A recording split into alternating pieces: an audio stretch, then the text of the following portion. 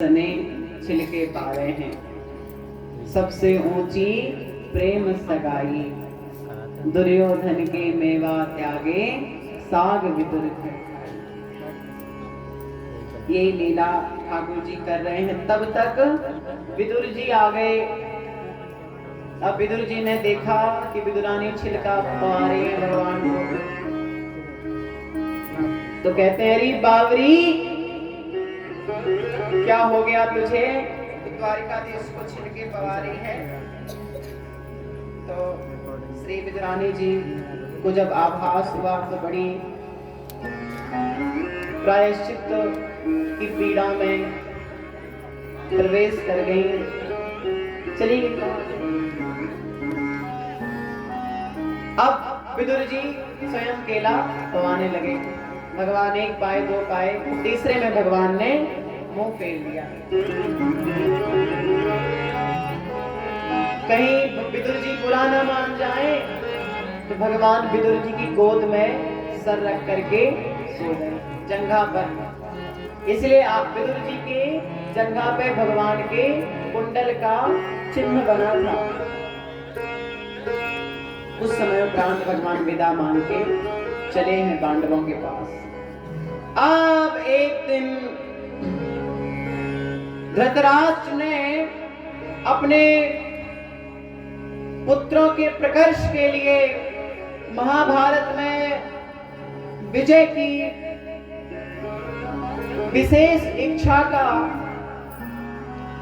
भाव लेकर के उसकी रणनीति तैयार करने के लिए अथवा एक महान नीतिज्ञ से मंत्रणा प्राप्त करने के लिए, उसकी मनसा जानने के लिए भगवान ने, श्री धृतराष्ट्र ने विदुर जी को बुलाया है। और विदुर जी आए।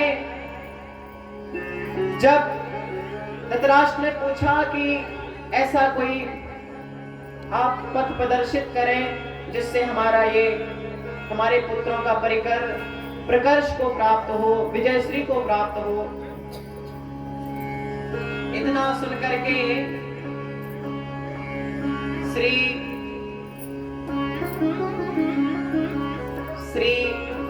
विदुर जी ने कहा, संत लप्पू चप्पू की बातें नहीं करते। विदुर जी ने कहा, जब तक अमंगल पाल रखे हो तब तक मंगल कहां से होगा। ये तुम्हारा जो बेटा दुर्योधन है ना, इस जैसे दुर्विनीत, इस जैसे दुर्दांत दुर्बुद्धि पुत्र को तुमने प्रतिनिधि बना दिया है, सबका पथ प्रदर्शक बना दिया है। और इसके पथ प्रदर्शन में जो चलेंगे उनका पतन होना निश्चित है।